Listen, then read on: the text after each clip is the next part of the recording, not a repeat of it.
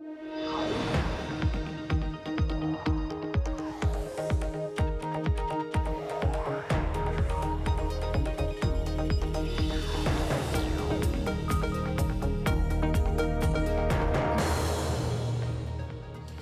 to Bloomberg Technology. I'm Emily Chang in San Francisco. U.S. stocks selling off for the third straight day. Tesla now facing its worst rout in history, down 34% for the month of September.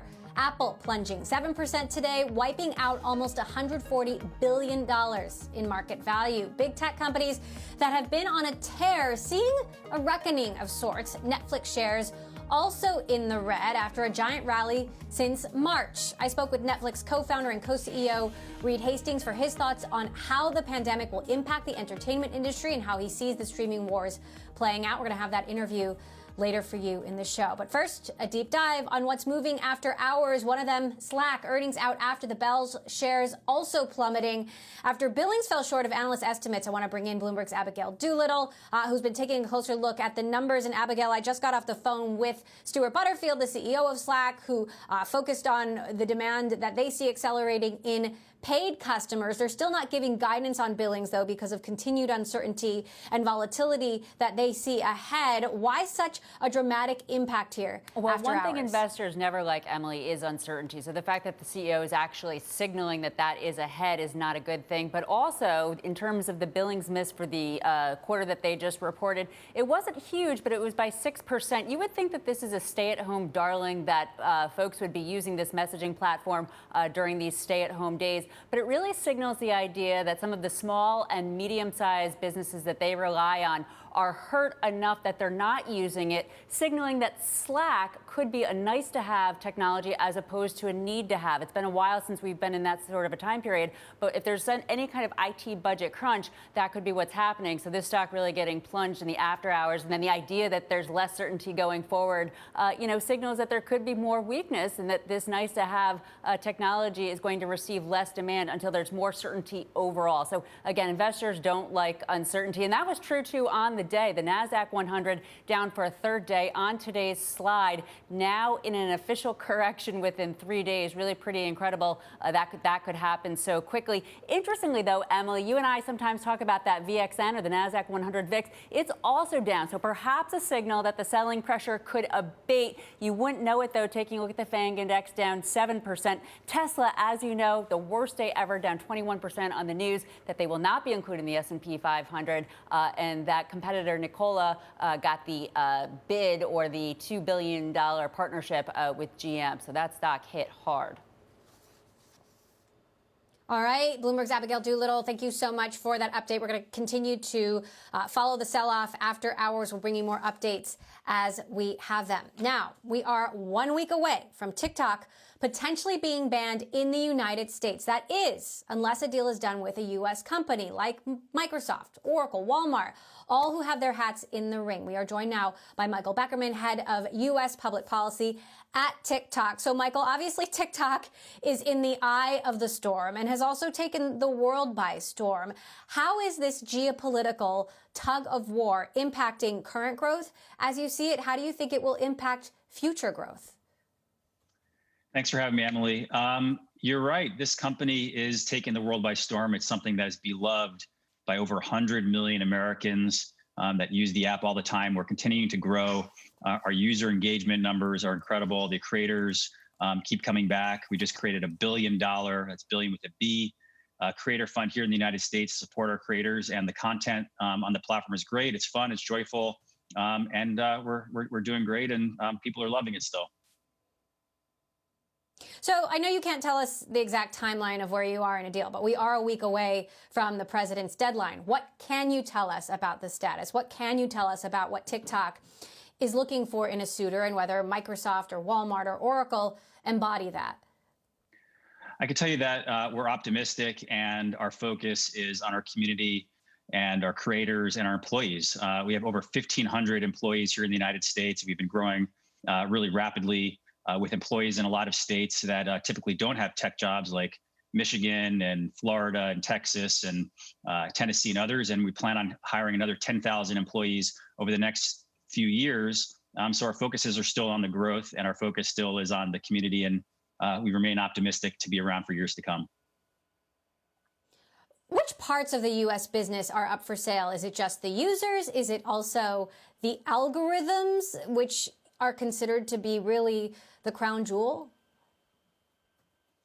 Yeah, I can't speak to the specifics of the deal, Emily, but again, the reason I guess there's so much interest in this story in the company is because we have been successful in growing and bringing joy to so many millions of Americans during difficult times. And actually, one thing that people haven't really thought about or focused on too much in the coverage is the impact that we've had on the economy and on small businesses.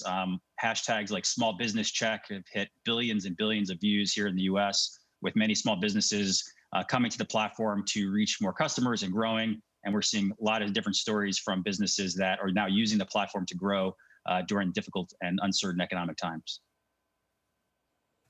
As you say, difficult and uncertain economic times. Are you concerned about the economic impact if the president does succeed in potentially banning the platform, if a deal isn't done, given how many business owners and young people across the country are using this platform? Yeah, I mean, listen, I'm an optimist. As I mentioned, we remain optimistic, but certainly the worst case scenario would be unfortunate for, as I mentioned, the 100 million plus Americans that love the platform and use it every day, and the small businesses that are relying on TikTok, and our employees and the future employees in so many different states across the country. And so there would be a major impact, but again, we're focusing on the positive and plan on doing what's best for our community. Now, that said, Michael, there are a lot of questions about what TikTok and ByteDance's relationship with the Chinese government actually is. What is TikTok doing to win approval from Beijing, given that it seems the Chinese government is going to exert some sort of influence over the deal? And how do you balance two opposing governments? Well, we certainly find ourselves in very interesting geopolitical times, and the situation between the U.S. and China and the global economy where we sit today is a difficult one. And as a private company that is just looking to bring entertaining content, as I mentioned, TikTok is not available in China. I think a lot of people are not aware of that. And look, we're trying to stay out of geopolitics the best we can, and focus on the business and focus on the creators and the users. But certainly the macroeconomic and macro political climate is a challenging one at the moment. I know you're really involved in TikTok's Transparency and Accountability Center, and for all of the joys that TikTok has brought its users, there's also criticisms that it doesn't necessarily play to the best parts of our humanity. What are your priorities, especially going into what's bound to be a very contentious U.S. election? Yeah, it's an important question. Many technology companies, internet companies have been criticized over the last few years by not being that transparent or accountable. And we're looking to go a step further. And that's why we created this Transparency and Accountability Center, where we've already had government visitors virtually, since obviously the physical center needs to remain closed because of COVID. But we plan on bringing in policymakers and showing an unprecedented behind the scenes look at the algorithm, how the source code works, let them look at that. Talk about our content moderation policies, how content goes on the platform, how and what we're removing, and how the cybersecurity practices, privacy, all those kinds of things that policymakers are so interested in, not just about TikTok, but for all platforms. And we want to set the standard for transparency and accountability for all platforms. A few months back, TikTok users were part of a plot that basically sabotage one of President Trump's rallies in Tulsa, Oklahoma. What are you doing to combat misinformation ahead of the election, whether or not you agree with the politics of the motivations? Well, the president's campaign said that that wasn't a factor in the rally. But that aside, TikTok is not the first place that people come to for political content. It's more for entertainment and less political content. But we don't allow political ads. As one, I think we were the first platform to say that we won't take political advertisements on the platform. But our content moderation teams, they work vigorously and vigilant every single day on removing mis and disinformation, particularly on COVID, on election information. And so we've done a really good job of taking that off. But that's something, again, that we want to be transparent about. We've released transparency reports, have another one coming up where we'll also include information about COVID removals for mis and disinformation about the virus. And also, we've been working very closely in partnership with Department of Homeland Security to ensure there's no foreign interference on the platform or mis and disinformation about the election. Now, TikTok has sued the U.S. government, challenging what the administration is trying to do here. Could this all change if Biden wins the election? Does that throw this all through a loop? And what are the chances that ultimately TikTok doesn't have to do anything? No deal, but no ban either.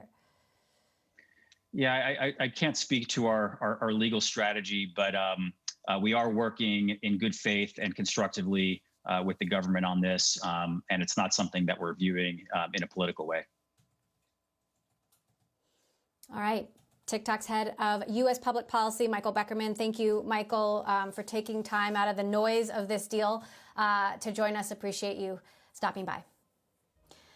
All right, coming up, kicking off our education technology series. We're going to hear from the founder of Khan Academy, Sal Khan, on the current state of remote school as it's going on across the country, how he is trying to improve the remote learning experience, and recommendations for parents. That is next. This is Bloomberg.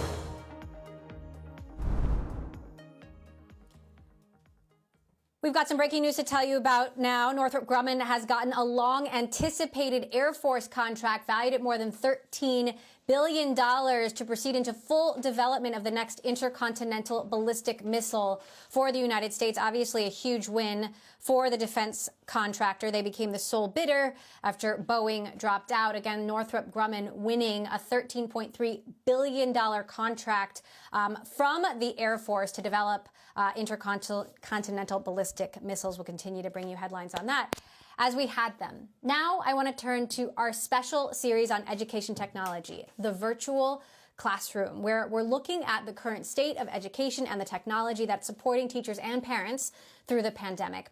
I spoke with Sal Khan, founder of the Khan Academy, and got his take on the current climate and if we're on the right track with remote learning starting this fall. I started off by asking him about a new initiative he's working on, which offers live tutoring for remote students.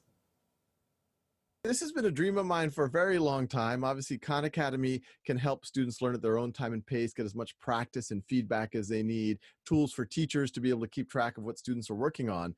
But the ideal is to have that and have in-person, whatever you want to call it, synchronous sessions, ideally in a classroom. But if you can't get in a classroom, ideally on video conference. And then when COVID hit and last spring, and we saw a huge variation in how well schools were able to support kids on that synchronous level. Some teachers, some schools were doing incredible jobs keeping kids engaged, while some schools weren't able to do anything at all. That's when I started talking to volunteers saying, hey, we need to build something where we can match kids who need help with amazing tutors and teachers from around the world who are willing to give that help. And that's what schoolhouse.world is. It's actually separate from Khan Academy. I hope that these two projects converge in the not too far future. It's a separate project. It's volunteer driven. It's also a not-for-profit project. But right now we actually have capacity for a few thousand more students. We actually have a ton of amazing volunteer tutors. So for anyone listening or anyone that you know might benefit from it, let those kids know. You can go to schoolhouse.world. We're doing high school math right now, but I encourage everyone to register. We're going to expand that to K through 12 and other subjects in the next few months. Now, a lot of things have to go right for this to really work. You've also said that this could lead to an education catastrophe. Are you seeing signs of that so far? We're still early in the school year, but the catastrophe scenario is not that far off. Even we have 20-30% of the population that really doesn't have sufficient internet access. School districts have been doing a heroic job getting laptops out. The local telecom carriers have been doing a great job getting them that internet access. But even then, we're seeing 5-10% of the population isn't engaged for whatever reason.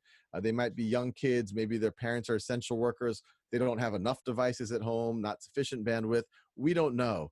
And so that 5 or 10%, you can imagine they were always the kids. These are already the kids who are probably disproportionately not engaging in school. And now, if they're not even being reached for 6 months, 1 year, not only will they not learn over that time period, they're going to atrophy, and they might just lose the structures of school. And the worst thing is it's going to be really bad for their mental health. Distance learning right now, ironically, is most kids' lifeline to community and socialization and friendships. And so if these kids are completely disconnected, I really worry about what's going to happen. If you could quantify it, are you concerned this will be a lost year, quote unquote, for many children? And if so, how many children? I wish I could say something more positive. I think the reality is, in the coming year, middle-class children, upper middle-class children are probably going to do fine. They're going to be engaged. There might even be some silver linings where their parents are getting more engaged than ever, finding them extra supports, while I would say 20 or 30% of the population is going to be a really difficult scenario. That 20, 30%, the schools might not have the resources to support them appropriately. They might not have the resources or supports at home appropriately. And that's already the group that might have already been struggling. And so if you have a year of this, and everyone I talk to, this whole crisis, people have been treating it as just a series of rolling 1 or 2 month crises. But the reality is we're now 6 months into it. And any reasonable scenarios around vaccines or therapies speak to this crisis going through much of the school year. And there's even some chance it goes into the next school year. My mom is a teacher who's teaching remotely this fall, and she asked me to ask you, what is the best way for teachers to bond with their students if they are remote? How do they foster that human connection? So in a normal scenario, teachers feel a lot of pressure that they have 180 school days. They have to cover, making the numbers up, say 60 standards. And so they have to go through those standards. And so you get down to business very, very quickly. You get into the academic standards. This is a scenario where the teachers have to do essentially double duty. And they've always had to do double duty to some degree. Not only do they have to cover the academic standards, they have to make sure that the kids are feeling supported emotionally, that they have outlets where they can have fun and connect with their friends. And so my recommendation, we've seen a lot of teachers do this really well, is when you get on that video conference together, it's completely okay for the first 5 minutes to be fun, for talk about life, connect with the students. Every 20 minutes or so, have another moment where it can be fun conversation. Yes, you might not cover all of the standards. That's okay. If you get reasonable coverage of the standards, kids don't atrophy their skills. And actually, I think this is good for the teachers as well, because the teachers need that connection. But you're able to talk about life. You're able to talk about how folks are doing. That makes a big difference. What about screen time? We've been in this now almost 6 months, and I definitely noticed my son, trying to get him out of the house was harder. And then I felt like when we were outside, he wanted to come back inside. How concerned are you about prolonged exposure to screens, or do we just accept that this is how it has to be for this year, at least, and not worry about it? Yeah, the answer is someplace in between. Obviously, screen time is people's lifeline to learning and everything right now. But I think if schools try to replicate a 6 or 7 or 8 hour school day on video conference, I think that's a mistake. That's way too much screen way too much screen time for us. I think any of us who've sat in a 2-hour meeting on video conference, you need to take a walk. I actually turn the video off and I go for a walk in a lot of my own meetings. And so what I say for kids, if they're able to get 2-3 hours, that's more than enough. Even that's a lot. And even that should be broken up, I would say, into about 20-minute sessions and just as much outdoor time as possible. Sal Khan there, founder of Khan Academy. You can catch more from our EdTech series, The Virtual Classroom, right here throughout the week on Bloomberg Technology. Later this hour, we're going to hear from the program manager, Zach Yeskel, for Google Classroom and talk about how the platform is seeing a huge surge in demand around the world. All of that ahead. Now, as we've been reporting, the sell-off in tech shares only picked up steam today, with investors fleeing the space after helping to fuel a historic 5-month rally. One of the main beneficiaries of the FANG run-up has been Netflix. Over the last 2 decades, Netflix has survived and thrived despite massive technological shifts and become one of the top tech and entertainment companies in the world. I caught up with the co-founder and co-CEO, Reed Hastings, recently to talk about how the company culture has contributed to his success and the company's success. He's also out with a new book called No Rules, Rules, a guide to replicating Netflix's corporate culture. Take a listen. Our culture is really geared around flexibility instead of efficiency. And so we have very few rules. We're very inventive. We're on the edge of chaos. That happens sometimes, but that helps you adjust. And we had to do a lot of adjustment coming from DVD by mail in the US to then doing streaming of other people's television, sort of rerun TV. To then figure out how to break into original series and then later original movies and how to expand around the world. So now about 2/3 of our members are not in the US. So, really big successful expansions there, big successful expansions with building our studio like Stranger Things. And that's all really due to the culture, both attracting incredible people and being very flexible so that we didn't stay really focused on the DVD by mail business. How is the pandemic changing the way you run the business and how you create a culture of maximum candor when so many people are working from home? And some CEOs like Jack Dorsey has said his employees can work from home forever. Is that okay in your book? Well, we definitely want employees to be productive. So it's sort of however they're most productive. I think for most of us, we want to get back into the office. We want to have human contact, have discussions and debate. And the technology of Zoom and Google are good, but it's not yet the same as being in person. So I'm sure like most companies, we'll have more people spending more days from home. But for me, the human contact and the interaction you can do in trying to understand some challenging topic is great to be in person. So do you think that working from home forever is an overreaction? Well, I think there's different companies and different cultures. So I'll bet there's some that will do that. And, it'll be great for them to try that. But at Netflix, I think we're a very human company. We want to really have human interaction, and that it will be better to have that be in person than only virtual. Now, one thing I still don't quite get is how you get through a day, sometimes months, without making a decision.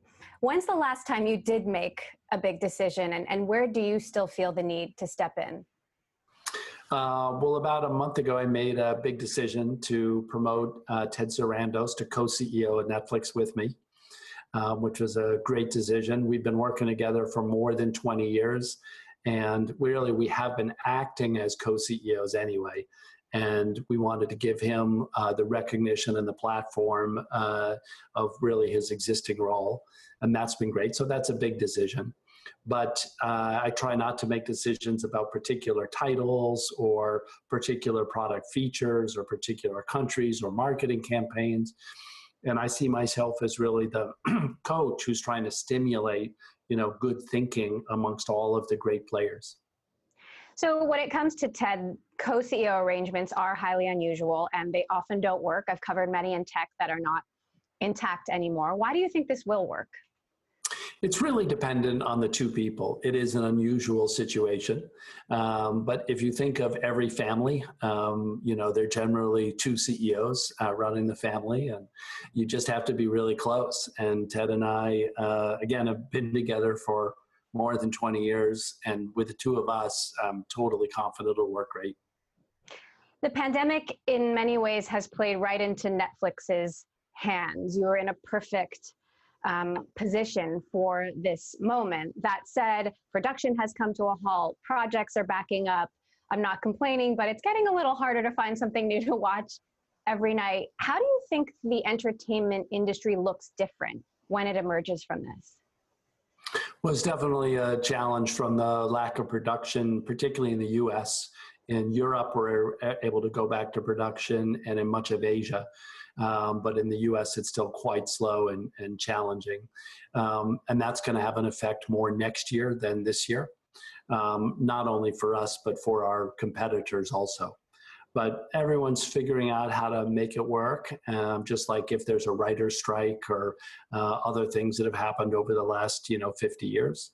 And so in the long term, I think COVID is just a little blip and a historical footnote, kind of like the 1918 pandemic that we read about today.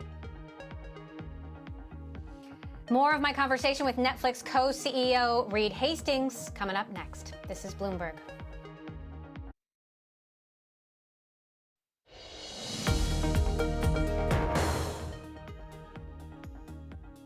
Back now to our top story of the moment, the continued tumble in tech stocks. Shares of Tesla falling a record 21% in intraday trading. The electric car maker was widely expected to be named to the S&P 500 on Friday, but it didn't happen. The decision may have rested on questions about Tesla's profitability metrics and murky full-year forecasts. Add to that GM's $2 billion equity stake in Nikola, just announced, and here we are to discuss. We're joined by Bloomberg's David Welch. So, David, what's driving the sell-off today, in your view? Well, Tesla was expected to become part of the S&P 500, brought in by S&P on Friday. It was widely anticipated. And if that had happened, you'd have all these passive inflows into the stock from S&P index funds. It's about $4.5 trillion that would potentially be adding Tesla to their funds. And when it didn't happen, a lot of the enthusiasm just went right out the window, and the share price went tumbling down.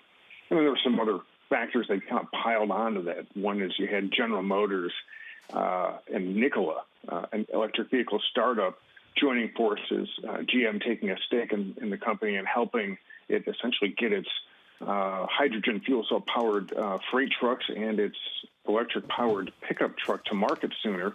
And with GM's plants and GM's massive part supplier network, that's a big shot in the arm for a company like Nikola and a potential competitor to Tesla. So that hurt the shares in Tesla as well. And you also have an analyst suspecting that part of the delay on S&P standpoint is when they reviewed Tesla, the company has had several consecutive profitable quarters. The problem is they don't really make money selling electric vehicles. They make money selling regulatory credits to the car companies that sell gas-burning vehicles. And that is always more than made up for the losses from selling cars. So it's not really great quality of earnings, and it does lead to some volatility in the company's share price. So you have all these three factors on top of each other, and it's just a big sell-off. So let's talk about Netflix's future, the uncertainty about profitability, the uncertainty around metrics in general. I mean, do you think some of those longer-term issues are weighing on investors' outlook here? Oh, it is. One of the issues with electric vehicles is even though they've captured the imagination of the car-buying public to a certain degree, and they've absolutely captured the imagination of investors, the profit picture really isn't that great. Nobody makes money on them at the moment except Tesla. But again, it's a company that's made a profit on the whole, but not strictly on its electric vehicle business. And there are a lot of costs that go into these vehicles that are going to take a while to bring down. Batteries are still very expensive, and you need to really get to some advanced batteries to get the cost of an electric vehicle in line with the cost of a gasoline-powered vehicle.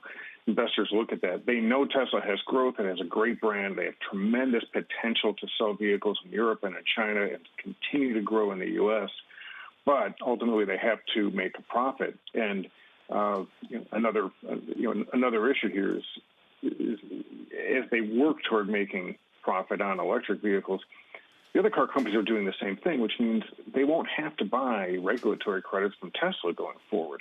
That business should be in decline as the other companies start to sell more of these, and that just puts more pressure on Tesla to make money in its core real business of making electric cars. Okay. And that's going to be tough to do. All right. Bloomberg's David Welch, who covers Tesla for us, thanks so much. And Tesla shares dropping even more after hours after a 21% loss on the day. Now back to the crowded online streaming market. Reed Hastings, co-founder of Netflix, has plenty of competition. The man behind the streaming giant likes to identify a new rival every few months. A few years ago, it was HBO. Now it's Disney. In the second part of our conversation, I asked him who he thinks will be Netflix's biggest competitor in the long run and whether consolidation will happen. There's a huge difference between Disney Plus, which is over 60 million subscribers in the first year, and HBO Max, which is 3 or 4 million. So one of those is like really incredible. I would not have guessed you could get to 60 plus million in the first year. But, we'll see depending on what the quality of the services are. I do think over time there'll be additional consolidation like Fox Disney. which has proven to be great for Disney. But there'll be probably some more of that because consumers want, fewer brands, that give a wide range of entertainment rather than too many. Now, as the center of gravity for Netflix shifts from Silicon Valley to Hollywood, and you're hiring more of these Hollywood executives who've been trained in different worlds, how do you make sure that Netflix doesn't become just another entertainment company? Well, we'd love to be a great entertainment company. We don't want to be a lousy one. So it's taking the best of studio cultures. Think about long-term brand management. And again, think about, Harry Potter and how well developed that brand was. And Star Wars. And, we don't yet have those franchises. So there's a lot we still have to learn from traditional media and the skills that they have at stimulating creativity. But of course, we want to stay very flexible, always learning, very customer focused, very member focused on what we do with our programming. And we're able to do that because we're producing all over the world. So when we have a Spanish show like Casa de Papel, or a German show like Dark, or, a British show like Sex Education, they can be big hits all around the world. So speaking of international growth, what are the new frontiers that you're most excited about? Where do you think Netflix will be making the biggest breakthroughs in the next 5 years? Well, we've been very strong in premium television for a number of years since Orange and Stranger Things. Now we're getting very strong in movies, both at the awards level and at the consumer pleasing level. Unscripted has really developed for us with Floor is Lava and Tiger King. And animation is just beginning, so that will be a big focus for us for the number of years of expanding that category. And then we've got great stories coming out of Italy, coming out of Spain, Poland. So some really big successes. So how many years of growth are left before Netflix has to think about something new? And what might that be? I mean, would you be open to a big acquisition, video games, social media? We always try to keep an open mind. My first company, we acquired a lot of companies, and so we've kind of been through that, not, afraid of it. It's got some good and bad properties, but mostly we want to make our service better. And there's, at least 5, 10, 15, 20 years of growth, really focused on making our service better and better. And we've always added new types of programming, for example, starting in series and then expanding into film and nonfiction and now animation. So we'll just continue to expand in what we offer in the service. Now, I understand, you've been complimentary of what Disney has been able to accomplish with their streaming service, and arguably Disney has a very different culture than Netflix. Have you learned anything from Disney, from Amazon, from Facebook or Microsoft, where you're on the board? Yeah, we've learned a ton from every one of those companies. Like Microsoft, the way they think about the 10-year picture is incredible. I mean, they've got such a long-term view of the trends, in the world and how they approach that, where I'd only seen people thinking about next year. So that's a great example there. And then in Disney, we kind of talked about brand management, but their kind of long-term brand stewardship, is phenomenal. The way they do consumer products, we have a lot of catch up to do before we get close to being as good as them at consumer products. But we're definitely focused on closing that gap. We got a great new group, and so that's moving forward. More to come. That was Reed Hastings, co-founder and co-CEO of Netflix, out this week with a new book called No Rules, Rules, which takes a deep dive into the Netflix company culture. You're going to hear more from Hastings on Wednesday, 9 p.m. Eastern, 7 p.m. Thursday in London and Hong Kong. He will be joining Carlyle co-founder David Rubenstein in the latest episode of David's show, Peer-to-Peer Conversations.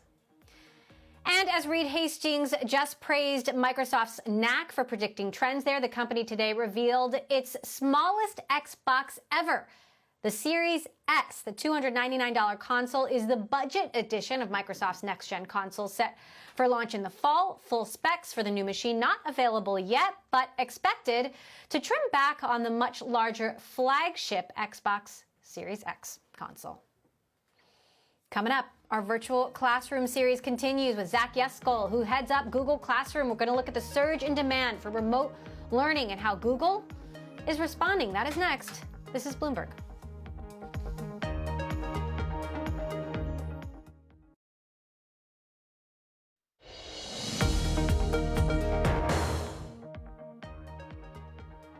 As school begins across the country and around the world, Bloomberg has been speaking with education leaders from Boston to Orlando to LA for their response on the current state of schooling in the midst of a pandemic. Take a listen. I don't think everything we know about public education will go away. I think there's a transformation. So I hate to go to the extreme to say it's the demise of public education as we know it. So many good things in public education will continue. I do think we are on the pinnacle of a transformation of what it looks like in some communities and in some households. It is absolutely critical that we are supporting public teachers, that we are supporting public education, and that we are making this a priority for our children because they do not get a rewind. I don't think we're going back to the old ways, and I think that's a good thing. I think not only with this pandemic and closing the digital divide and using technology in a way when we, can have more options. There are some students that are in our alternative education programs that do better with distance learning. There are students that are hospitalized that need access to instruction. There are positive things that have come out of this crisis. How can we now use this technology to supplement instruction, to look at making sure that we're meeting the needs of all of our students? In Boston, we have over 50% of our students who speak a language other than English, which makes accessing their education much more challenging, because of the language barriers that exist. However, we are employing some new tools through technology that I think are really exciting, and I would like to see our technology community really embrace multilingualism and really embrace finding tools for English-speaking teachers to be able to communicate to their students who are new to country or who speak other languages, as well as our families. But during this pandemic, I am very proud that we have efforts underway to continue educating our young people. Is it perfect? Absolutely not. But I am proud of the efforts and the ability to pivot with such a short amount of notice to continue the education for our young people. We now continue with our virtual classroom series with Google's Zach Yeskel, product manager for Google for Education, a G Suite of products dedicated to serving teachers and students and parents with remote learning. I asked what it is that he's most focused on as the school year gets underway. I think one of the most important things that we've really focused on is just reliability. And we see reliability as feature number one. If you go to Google Classroom, if you go to Meet, it should always just work. And that's the number one thing we focused on. In addition, like I said, we've tried to make a lot of improvements. For example, it's hard to check in with students. It's hard to understand how they're doing when you're remote. So we're adding a lot of capabilities to Google Classroom and Google Meet to give teachers better visibility into how students are using the products on a regular basis. What are some fun ways that teachers and students are using this creatively that maybe you didn't expect? All kinds of things. I think teachers have been so creative in how they've used our tools. I'm a parent myself and have a 6-year-old who's finished kindergarten remotely, which is a particularly challenging age to be remote. And it was just so amazing to watch her teachers, do all kinds of creative things. One of my favorites was they were learning about rhyming, and so she would say a word, and then the kids would all run around the house for a minute and find an item in the house that rhymed with the word, and bring it back. But we've seen lots of other ways too. We've seen teachers be really creative about access, or be really creative about access. Things like creating a mobile hotspot on a hilltop using a generator, using people's shower curtains or showers as whiteboards, all kinds of ways that the teachers are really going above and beyond to keep it engaging and interesting. You obviously have a unique perspective, not just because of your role in education at Google, but also because you're a parent. Do you think this kind of learning is sustainable? Say this goes on another year, 2 years with the tools that we have.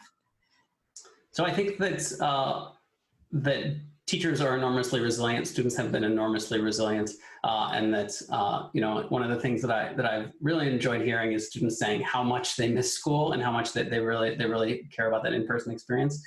I think technology has a huge role to play in making education more valuable, I always like to say that before COVID, a lot of teachers didn't use technology, right? It was just not really a good fit for what they were trying to do. But you and me, we would never go to work without a computer. We would never think about, going about our day without any technology. And so I hope that through this, all of the education technology tools rise to the occasion and can really get to the point where they are so helpful and so valuable that they can meet the need. Now, earlier in the pandemic, security was a huge issue. We saw hackers jumping into Zoom meetings. Zoom bombing was a thing. What are you doing to protect privacy, to protect the integrity of the classroom, given that you have, small children on there who, might not have been connected to the internet at this point in their lives? So it's a really good question. Security and safety are our first considerations whenever we're building our products, and have been part of how they've been designed from the beginning. Our tools are being used in new ways, though, and so we've had to iterate and adapt and evolve as the world has evolved too. Like in March, we made some quick updates to Google Meet to make it so that only teachers could mute other people. We found some students doing that to each other, so we made it so that only teachers could mute or eject. And we recently just announced some upcoming changes to give teachers a lot more control over the in-meeting experience, things like who can present or chat to each other in the meeting. So what do you see as Google's role in this post-COVID? Obviously Google, is playing a hugely critical part of making remote learning possible. But if and when, hopefully, life goes back to normal someday, then where does that leave Google's efforts for education? So I'll say we were in this business long before COVID, and even before COVID, we had more than 50 million students around the world using Google Classroom. So like I was saying before, that I think technology has a really unique role to play in being helpful to learning, and I hope that as we come out of this, as we come out the other side of it, that a lot more teachers, a lot more schools have seen the benefits of technology and aren't too scarred by the hard times, and really are able to bring that back and make use of technology in all the ways that it can help.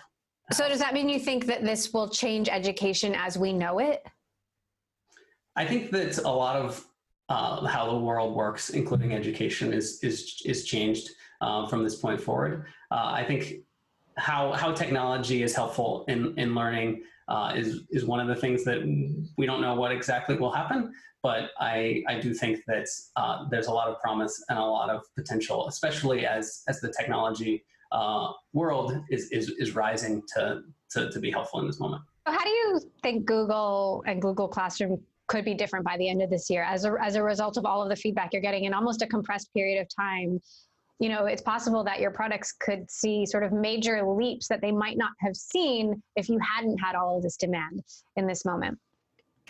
Yeah, I think it's a really good point that our products are having to evolve faster than they've ever evolved as well, and I think along those themes that I talked about how to really engage students, along how to have better visibility into how students are interacting in terms of reaching every student. I hope that the things that we're changing now are useful even when in-person classes resume, and that again, the technology, whether it's looking around the room and seeing everyone's faces, or actually checking whether they started the work online, those are all just tools that teachers have to better reach all their students.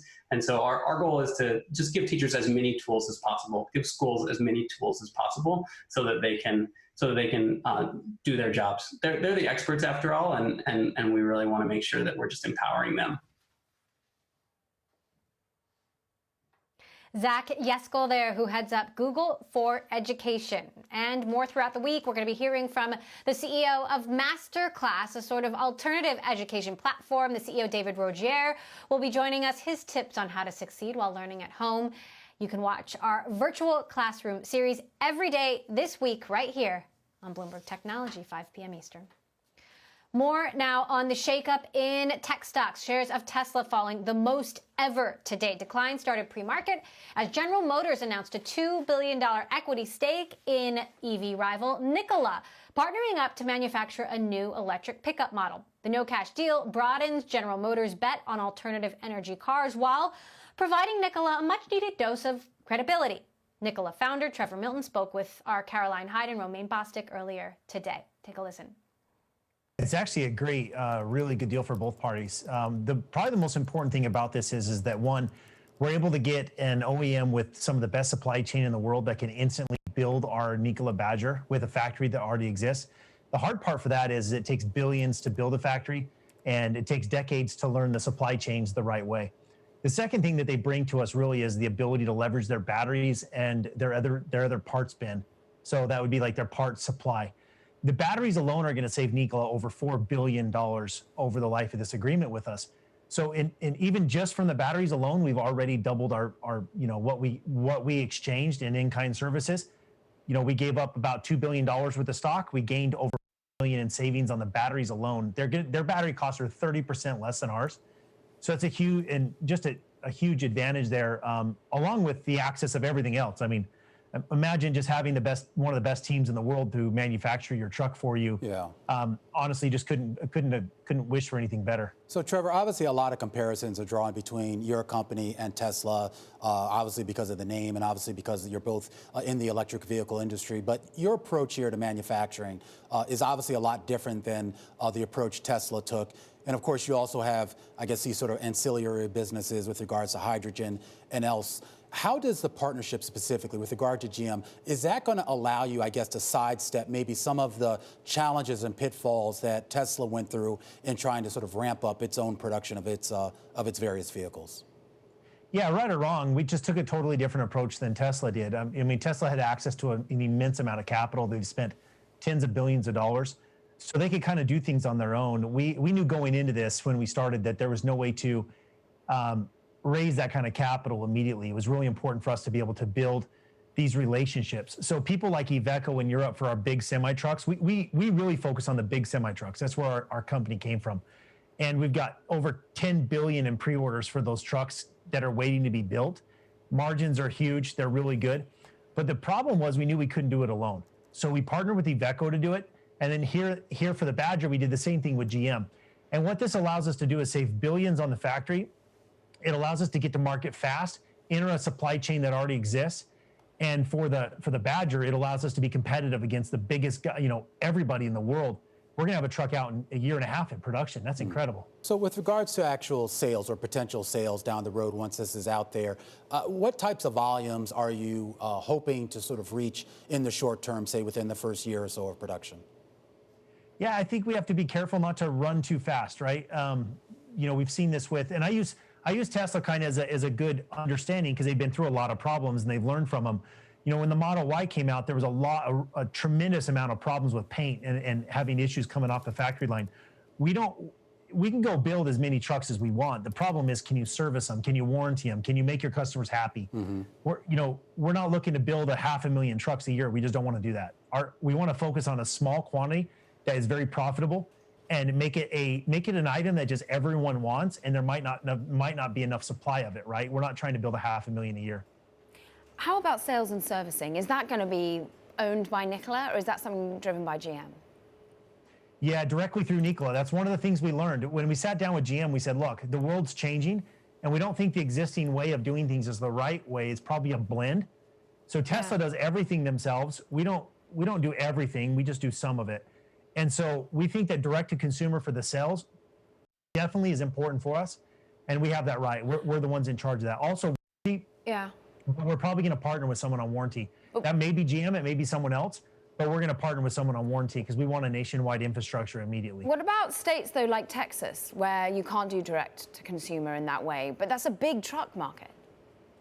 It is, but there's a lot of ways to handle that. They've already figured that out with, Tesla's figured a lot of those out. Some of them are distributed outside, brought in.